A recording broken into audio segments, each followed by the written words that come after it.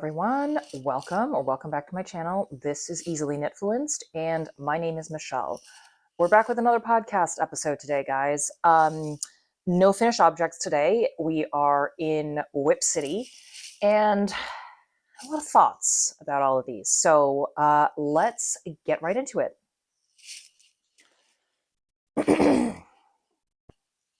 Okay, WIP number one. We have the Claire Vest by Mochi Knits. So you can see I've made pretty significant progress here. I mean, probably halfway down the back on this guy. And just knitting back and forth. I'm done with all the increases for the front and just doing that kind of flat section now. Some stats on this. I am knitting this on remind myself here, a US 4, which is a 3.5 millimeter needle. And I am holding my yarn double. The yarn I am using for this, I've got little ends here, so I can't show you the full skein, but is this yarn, which is the Camellia Fiber Co. Silk Tweed fingering in the color Sand. Very, very light fingering, which is why I decided to double up for this vest. Also because given how the vest looks, I didn't really, it's a very deep V, it's not bra friendly, and so I kind of wanted a more substantial fabric. Now, now I am having some real doubts about this WIP and this garment. So I don't know, you might remember from like my previous podcast, this was curling like nobody's business. So it was just driving me really crazy, kind of trying to knit on it, and it just felt wrong. So I actually steam blocked this to get some of that curling out, and that worked. But as I steam blocked it, it unsurprisingly also relaxed a lot and lengthened a lot. And I'm especially thinking about this part, so lengthened kind of where that V would be. You know, I went into this eyes open, like I knew this would not be a bra-friendly project. But judging by the pictures of the pattern in, you know, the pattern booklet and kind of other people that had knit it, I was not too concerned about that. I thought it was still something that I could wear without a bra on. And I put this on the other day.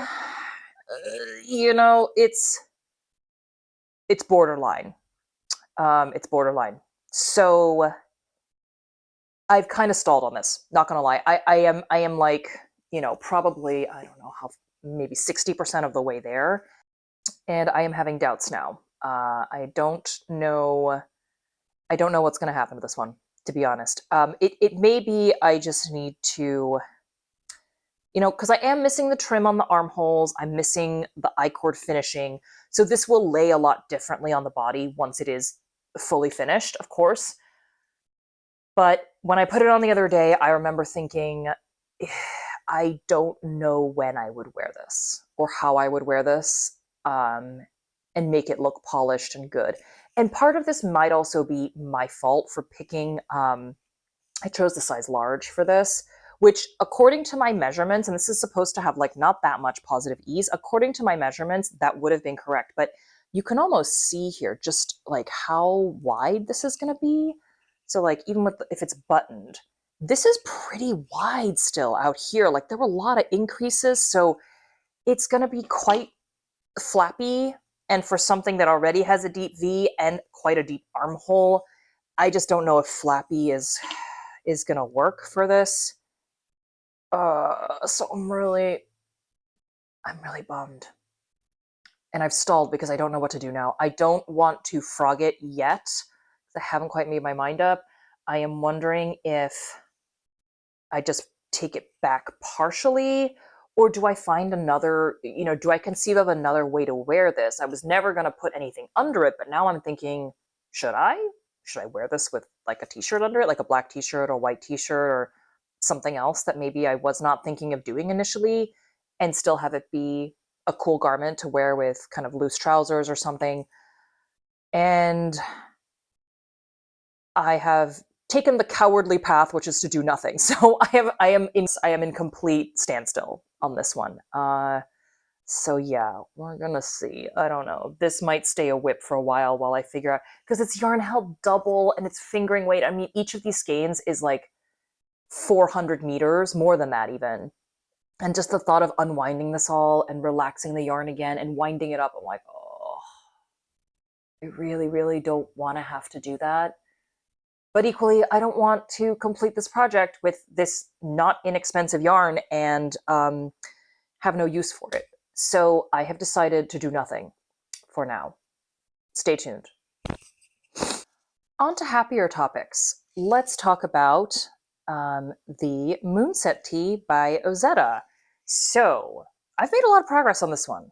Check it out. We have a V-neck, and I just joined in the round this morning. So this is like one round of in the round stockinette knitting.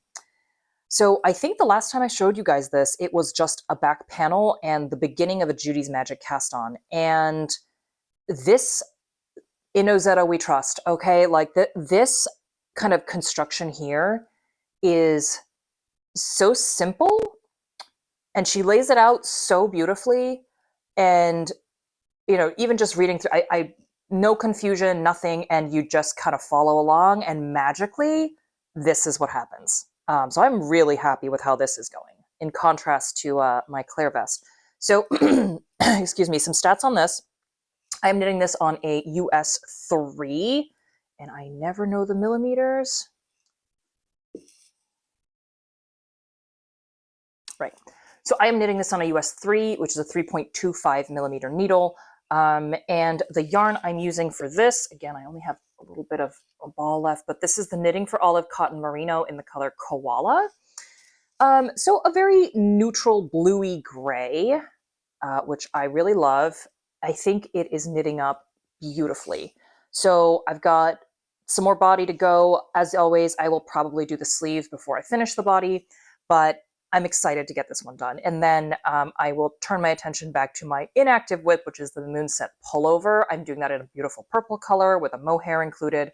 So since I've just done this construction, I feel like, you know, just do it while it's fresh in my mind. But this is lovely. I'm very, very happy with how this is turning out, and I think will be a very useful staple piece. Now, my one complaint, and this is nothing to do with the pattern, this is purely to do with my own ability to do ribbing.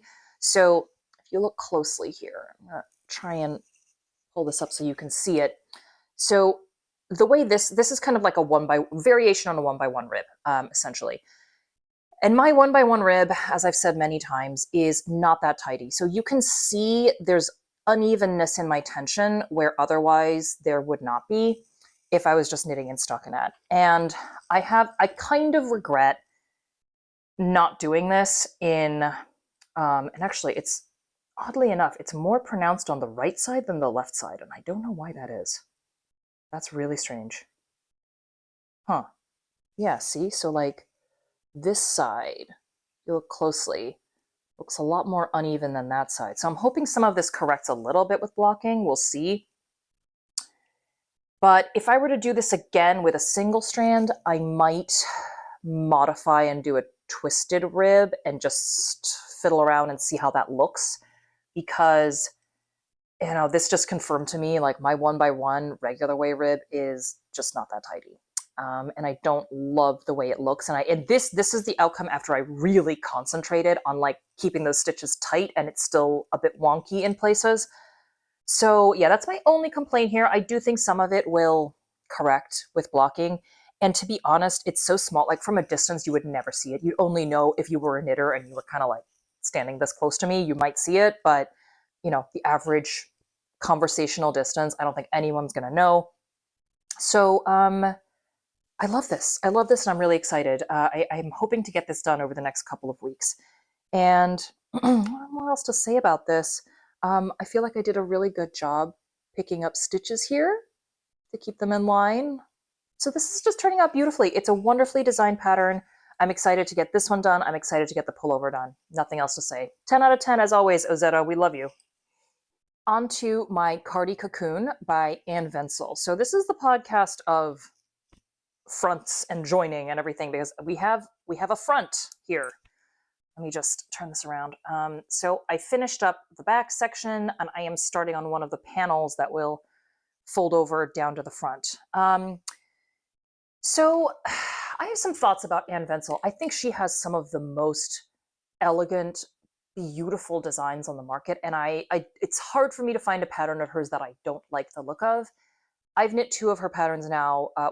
This is my second one that I am knitting. I have knit her original Robinia sweater as well, and she really doesn't hold your hand.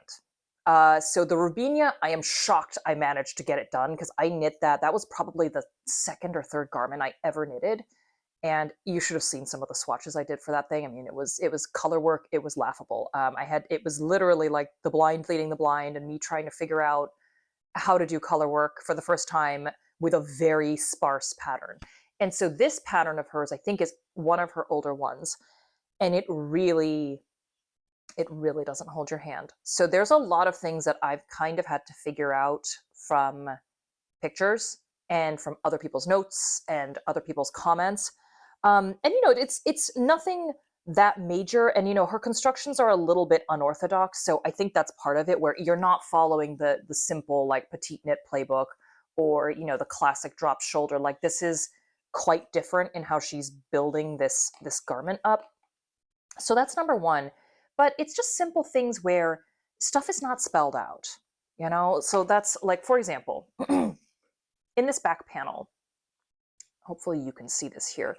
You've got your kind of cabling going on here. And then there's a couple stitches before you get into this border area. I think it's about maybe 2 or 3 knit stitches. And that's built into the pattern that you work to follow the back. And it says, knit 3 and then go into the chart. So all good, right? You kind of, you work along that, and that sort of builds itself. Now, when you join here to start the front sections, it doesn't really say anything about that. So I was looking through pictures. I saw pictures of both ways. Like, I saw pictures where I've decided to continue that. So I've kind of pulled up that couple of extra knit stitches here before the pattern starts, because I just wanted that continuity with the back section. But it doesn't tell you what to do in the pattern. It just says knit, the established pattern across like the front section. It doesn't tell you anything else. So, you sort of have to decide yourself whether you want this kind of border to come directly up here, because then it's going to look different from this. Or if you want to like have to remember each time, like, I need to, make sure I'm knitting a couple stitches after the border stitches to make this all look consistent. Another thing, as you build the front, you're sort of increasing here every, I don't know, I think it's like 8 rows or something. So you're increasing. And again, as you're increasing, of course, the number of stitches is increasing too. So your like honeycomb pattern needs to kind of like keep moving to the side. But again, it doesn't tell you to do that. You just need to understand that and know how to do it. And kind of keep shifting your pattern ever so slightly. And so I have not been I mean, again, only a knitter would see this, but like, I kind of messed it up here. And then up here, I've been a lot more consistent about where I am putting the little extra leg that you need to build every couple stitches as you increase. So she is not really one to hold your hand through, oh, there's a change happening in the pattern. What does that mean for what you've been doing so far? So that's just a word, not a word of warning. I don't want to make this more than it is. It's not a word of warning. It's just something to note if you're gonna tackle one of her patterns. Is she is not like a petite knit or an Ozetta or a My Favorite Things knitwear, where the pattern is 20 pages long and goes through checkpoints and tells you what to do. It's 4 pages and you're just gonna have to figure it out. But listen, I love this pattern. I love her. I think she is a fantastic designer. It's just a very different style, and you need to be aware of that. And before I forget, I am knitting this on a US 6, which is a 4mm needle, and I am holding 2 yarns double. This is the Julie Asseline Lezu DK in Biscotti, which is mostly a merino. And then the silk mohair is this Ito Sensai silk mohair in the color Goat. I'm coming up on a lot of, I need to switch out my balls of yarn soon for all of these projects. Now, this WIP, I can never get it right, guys. Gauge, sizing, this is like the bane of my life. I'm getting really anxious and paranoid that this is going to be too small for me. And I don't know. Like, just eyeballing this back panel, and I'm going to try not to touch my mic here. I feel like this is wide enough on me, and this is unblocked. And I still have quite a ways to go in knitting this front panel, but I'm a little concerned about what the armhole is going to be like when I'm done with like this. It feels like it's going to be kind of small. I don't know. And if you look at the pattern pictures, the sleeve joining is it's not structured as a drop shoulder, but this is it has such a huge amount of positive ease that the end of the I guess the body is kind of out here somewhere, so you just sort of connect the sleeve to that and start knitting. I feel like this sleeve is going to kind of start here. So I'm almost worried I'm going to have to modify part of the sleeve to make that work. And I just don't know what that's going to look like. So what I might do is finish this first front panel before casting on for, well, before picking up for this side, block it and see how much it has grown and what that armhole circumference is going to look like. And if I feel comfortable with that. And if I don't feel comfortable, I don't know what I'm going to do. This is, again, it's a lot to unwind, so I hope it works out. Yeah, I really don't want to have to take this back. This took me a long time to do, but again, it's no use making it if it's too small for me. So I hope that this all fits and, you know, blocking will kind of stretch things out a little bit, but I'm getting a little anxious. I don't know.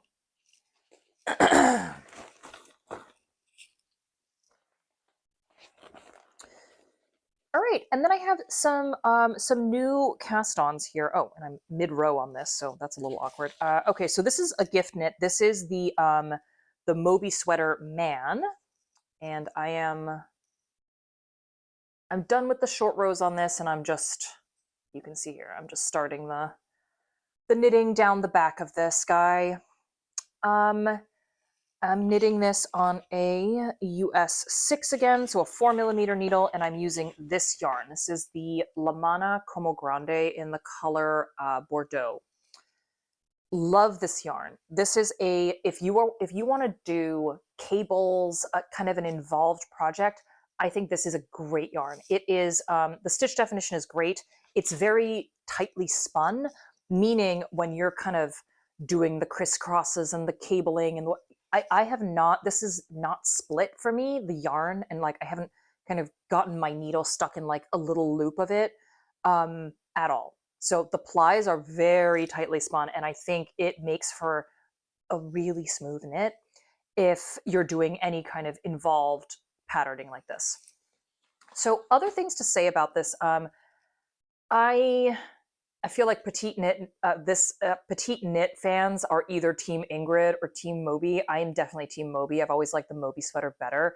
The Ingrid has that, a lot of that vertical ribbing, which, you know, my thoughts on ribbing, I don't like it. And this one, anyway, I've always liked this better. So I'm glad to be knitting it.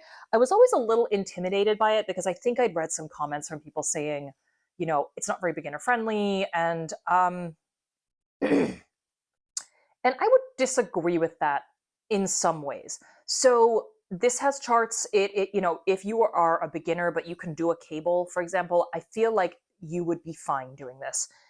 I will say, however, this is a much easier project to knit if you can read your knitting.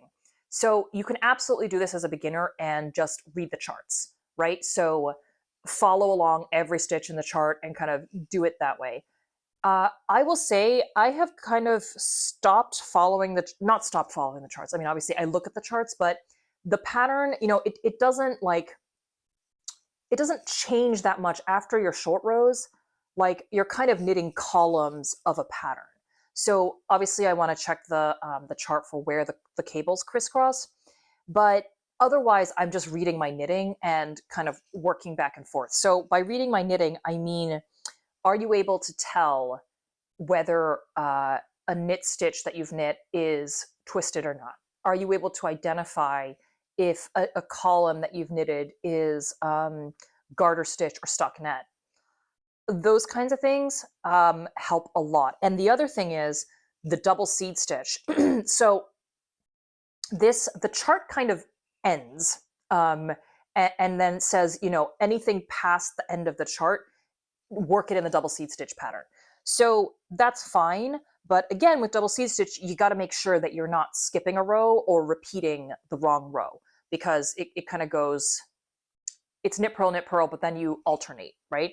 So you got to make sure that you're doing the right one first. And so again, I feel like that's annoying to keep track of if you don't know how to read your knitting well. So I think this is absolutely beginner friendly if you've got that mindset a little bit and you're getting used to reading your own knitting. I would not recommend this probably as like somebody's first garment. Hey, who knows? I mean, maybe you're braver than me and you can get it done, but I think it's definitely beginner friendly so far. And I say this as somebody who's knit, maybe 4 inches of it. So that's all. But I'm really loving this classic petite knit pattern. It is very easy to follow. I am loving the way it's knitting up.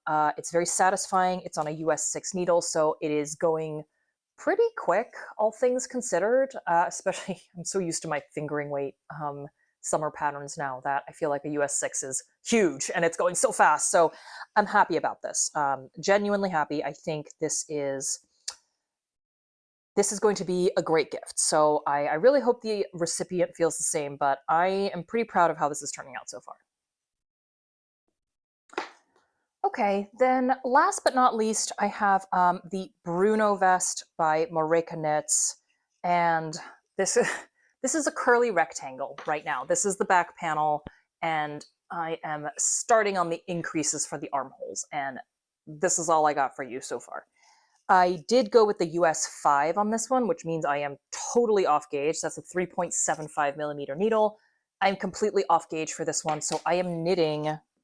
I think I'm knitting the extra large. Yes, I'm knitting the extra large. So we'll see how the sizing turns out, but again, I'm eyeballing it. It feels like it's kind of meant to be a little bit oversized. I think I'm going to end up in the right neighborhood.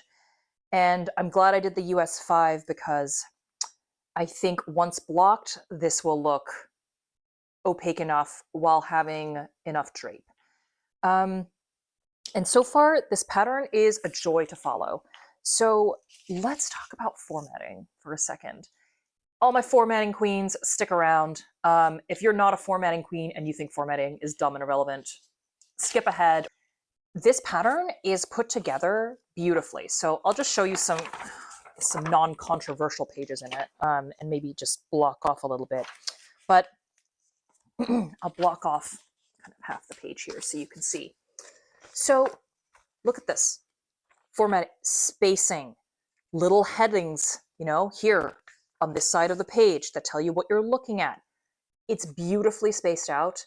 And this continues. This goes on. I'm an analog person, so I print all of this. But later on in the pattern, she has, for different techniques, she has a little QR code where you can, if you were, I guess, at your computer. Oh no, she has links. I'm sorry, not QR codes. She has links where you can click and presumably go to a video where she will explain exactly how to do that technique.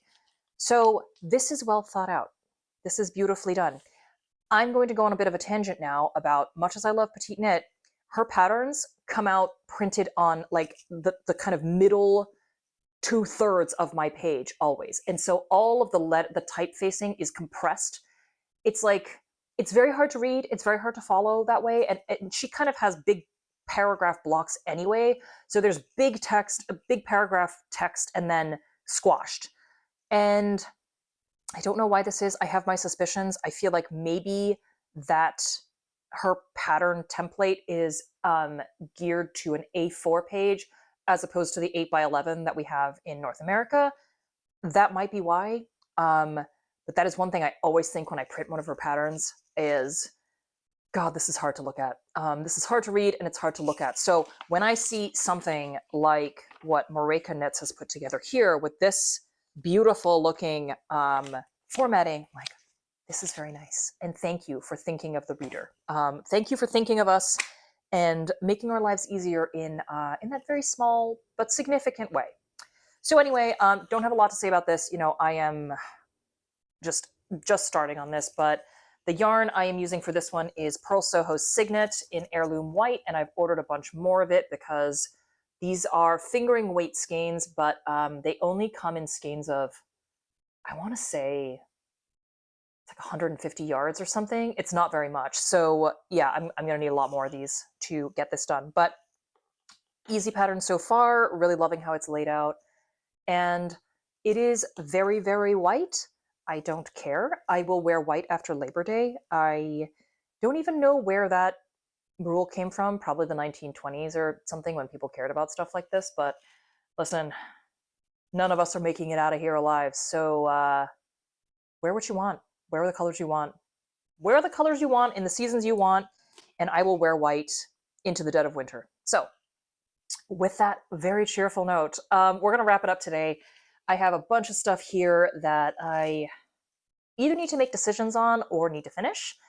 So that's my plan. I'm going to keep knitting on all these, and I'll probably do a fall pattern roundup next. So if you're interested in that, hit the subscribe button and you will see that probably over the next couple of weeks. I'll point out that's going to be a fall aspirational pattern because clearly you can see I have enough here to keep myself busy. So I'm not adding more to my WIP pile, but it's more of a, hey, if I had all the time in the world and all I had to do all day was knit, what would I have on my list? That's the list I'll make, the roundup. So that's it for today. Thank you all for tuning in. As always, I hope you have a fantastic rest of the day, and I will catch you next time. Bye for now.